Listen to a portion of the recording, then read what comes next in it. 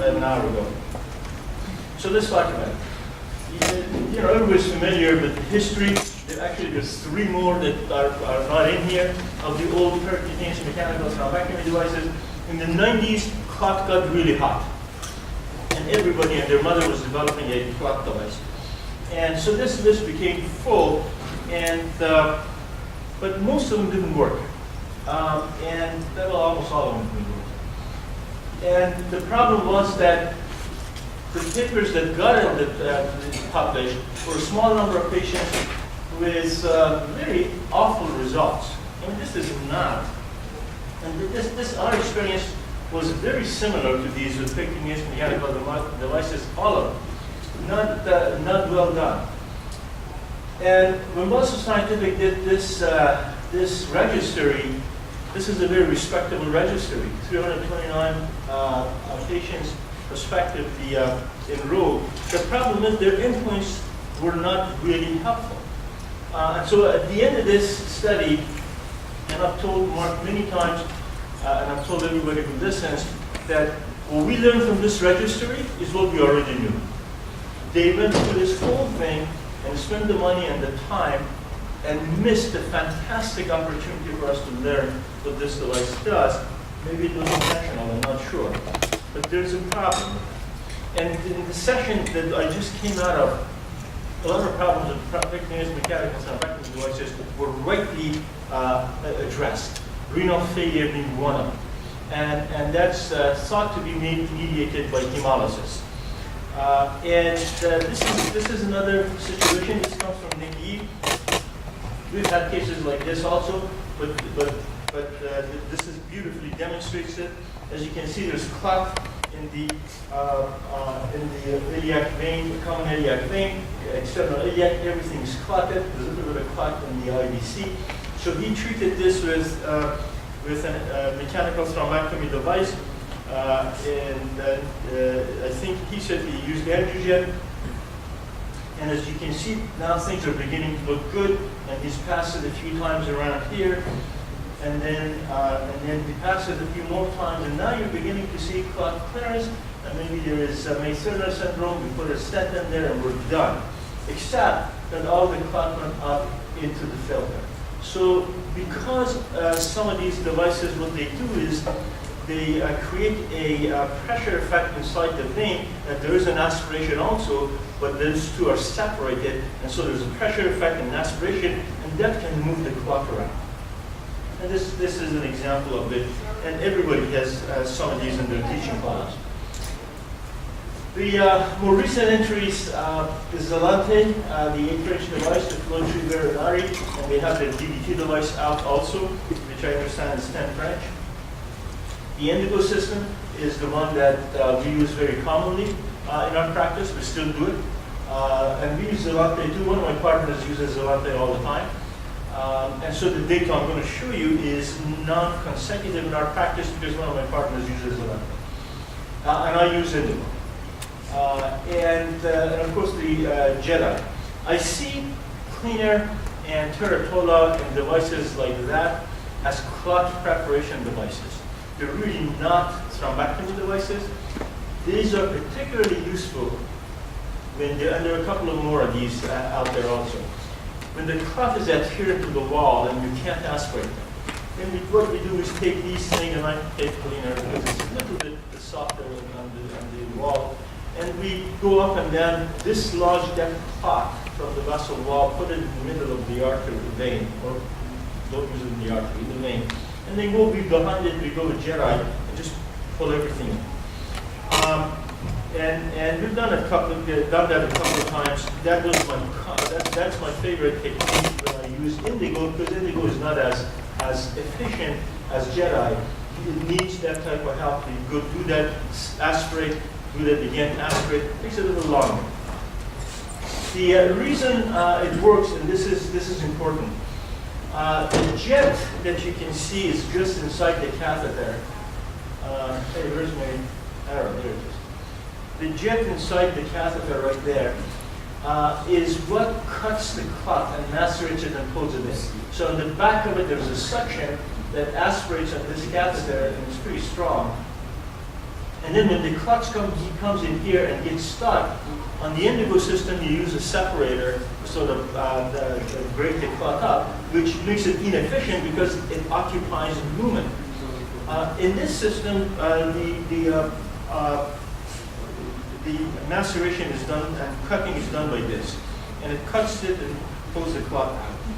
I really don't care how it works as long as it works. David tells me that's how it works. So at the back end of it, there's been some work done at the back end of it, and this is the system I use. There are two back ends. One is a pedal. I still like the hand control, but I think if you go to marketing, the pedal will probably win. And everybody else uses the pedal. And basically, this catheter is hooked up to the suction, and this goes to that little machine that I showed you. And this is over the wire, if you like, from this lumen here, and you can inject contrast from there if you like also. Here's an interesting sort of a video here. There's clot that was, it's a 9mm tube, and the clot was aged. And so here's how it works. And the device starts right here. As you can see back here, it's in an 8-inch sheet. This is the way I use it. I put the catheter right outside of that. And this is going into that aged clot in a 9mm vessel. And this is real time.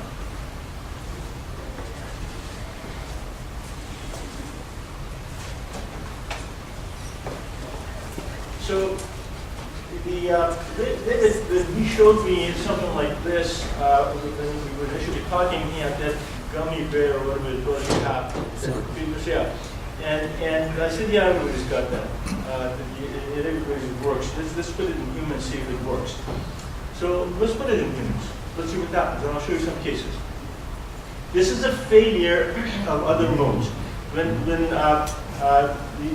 people come in and they want me to beta test and look at something which I particularly don't want to do, I usually pull out a very difficult case or something that has failed just to show you if their device fails. And this was one of the ones that we pulled for beta initially.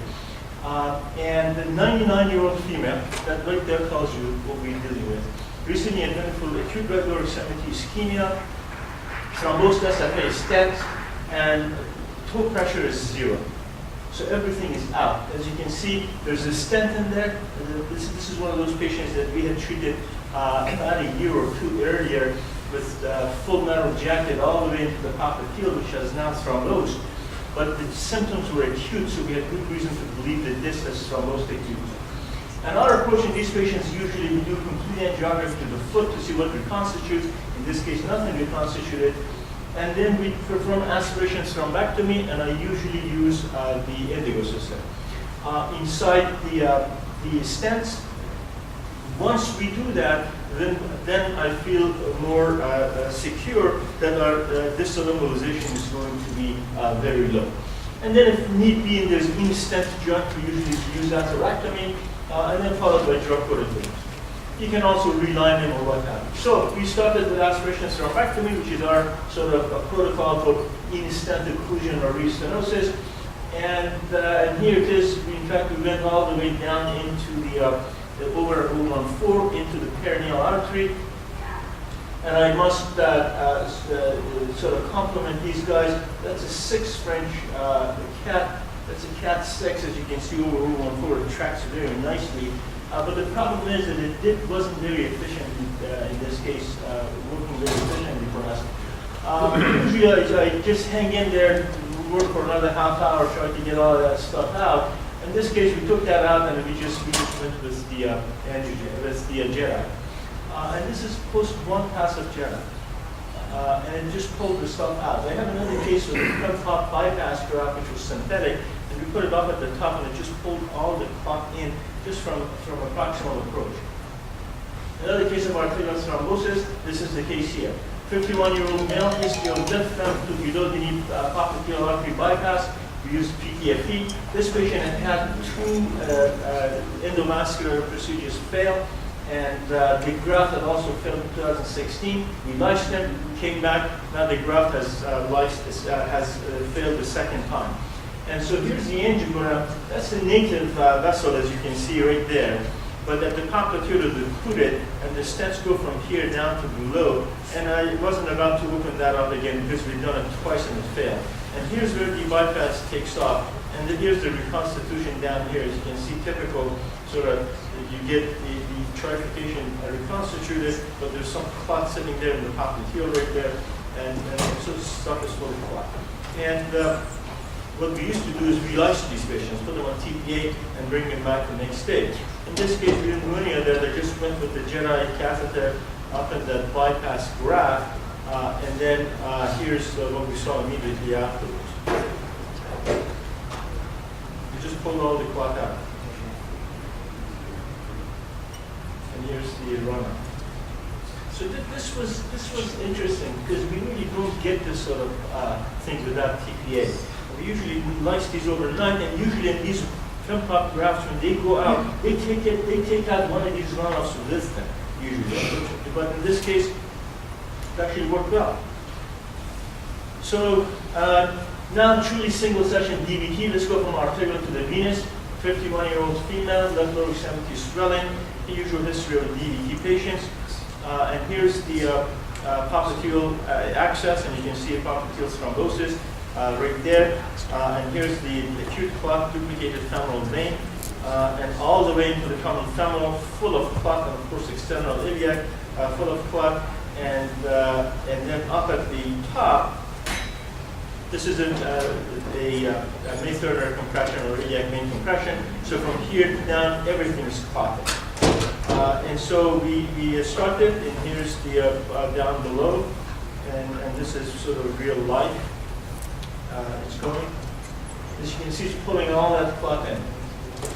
What I was surprised at when I was up at the top and then passed it the second time, I actually visually could see that it pulled, when I was down here, it pulled the clot out of the other duplicated vein also, although I wasn't in it. And here it is. This is a particularly difficult area for mechanical thrombectomy devices. Common femoral, because it's convergence of the saphenous or the profunda of the femoral vein. The vessel is large, and we usually don't want to stent this area. You know, if I have residual clot up there, yeah, we can stent it. In this area, we really don't want to stent that area, and so we need to clear it. As you can see, it's full of clot, and so this is real live sort of picture of that area. And I turn the machine on, and here it is. Now look at all that clot. You can see it just went right in. Okay, so the aspiration pulls it in, and then that jet that is in there cuts it, pulls it in. Other aspiration devices, they may pull some in, and then the clot gets stuck, and then you're stuck. So then you have to take out, put in, take out, put in. And this actually helps. And here we are afterwards. You can see everything's clean. There's some residual adherent thrombus in here. Now, if this was any bigger or any higher, I may have used a cleaner to dislodge this thing and then pull it out. But it wasn't. We left that one alone. And so now we got to this position, and all of this is clear. Now we got that iliac vein compression, and so we need to fix step to get the outflow. And here's what the vessel looks like. And you see, right there on the table, we got outflow. Right there. And this is after angioplasty. Of course, this needs to be stented. We're going to put this patient, we did put this patient in one of the trials for iliac stenting. And so here's what was impressive. This is another patient. I started that case at 10:20 a.m. That's when we punctured and we saw that the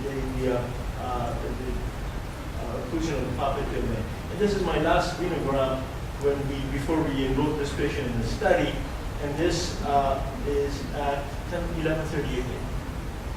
And I have never been able to do an entire iliofemoral, no TPA, with in an hour.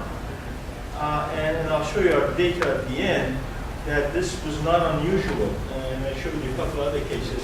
There's also this case, 81-year-old, 2-week history of progressive swelling, usual history, GI bleed, hypertension. We can't give him TPA. Patient comes in, similar story, as you can see. And so, and here it is, we're aspirating down at the bottom, and as you can see, we go up, and boom, the whole vein clears up. And I like to put some contrast in there because it gives me some visual satisfaction as they see I'm pulling the clot out. Although you can go up and down and come back and do another venogram and see all the clot is gone, but then you won't see all this stuff. And here it is. Look at the tram track sign of fresh clot in here, all the way. And then these clots are 12, 14 millimeter wide. Those vessels are not small. And here it is. You can see it just pulls it right in. And it doesn't, the clot didn't stick, it didn't get stuck. Now we have had a couple of times where the clot got stuck, and we have to pull it out, clean it, and put it back in. And nothing that happens all the time. Are you moving the sheet and the device sticking Well, out? you don't, it turns out that, you know, for vessels down here on an arterial system, you don't need the sheath. You just need this because it has the power to clean even over a wire. When I get into vessels like that, into the iliac veins, I usually don't go over the wire. First of all, you don't need to. And these are veins, and usually it just goes straight up. Now, if I were to go into the common iliac in this segment, then I would use it over the wire. Because that's where a lot of, it goes down, there are a lot of branches. I don't want to go into small branches. But this area, you don't need to. Now, the sheath allows us in this area to go from side to side if you need to. Turns out that, honestly, we really don't need to in most of these. But that's sort of the technique I use. And look at that, as you can see again, it's just now the column of contrast sitting in there. Most of the clot is gone. There's a small residual clot sitting right there, and it just pulled it right out. And this is the final results again on the table. Now that iliac vein got stented, so there's a stent because of iliac vein compression. Right up here, but below that, as you recall, it was full of clot. As a patient, we couldn't get TPA to. We pulled everything out. Now, my early experience with this was such that I decided that I don't give any TPA to any other patient. We go with this first, and it hasn't failed yet. I'm sure there will be some. Our experience is not that much.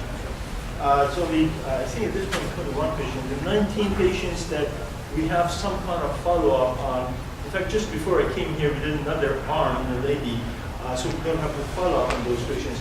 But what we have seen is 17 of the 19 patients, when we scored these according to clot, and I have one of the fellows who's unfamiliar with the procedure or the device or what we're doing, we had them score the venograms before and after. And 17 of the 19 patients, we had removal of better than 90% of them. And the other two actually were, one of them was another case that I showed. No, actually the case I showed in the session, which was a subacute with the stented iliac and all of that. Which we actually were able to fix at the end. This is also at the end a telling sort of story here. This is a comparison on the table. So we got Zelante up at the top, 6 French at the bottom, and this one in the middle. And this is sort of what we see in humans also. That these guys, is this working? Yeah, this is working. You're not seeing a whole lot of. And you can see some of the bubbles are moving down here, but it's really not moving. Zelante is obviously a lot better than the 6 French. But the comparison obviously is and it's been our experience in humans also, that when we see this type of action very similar in humans, and I showed you some cases, I have not used Zelante anymore. So I have moved to these. Some of my partners still use it, which gives us a very nice study to compare. And once we have, probably about 50 patients, we probably will have about 20, 30 Zelante cases at a time, and we can do a very nice comparison to see. But so far, I have not been able to achieve that kind of plaque removal in that short of a time on the tape. So I'm going to stop there, and if there are any questions, let's discuss the questions. If not, we can enjoy, and you have your device here. The setup is back there if anybody wants to take a look at it, and we'll take it from there.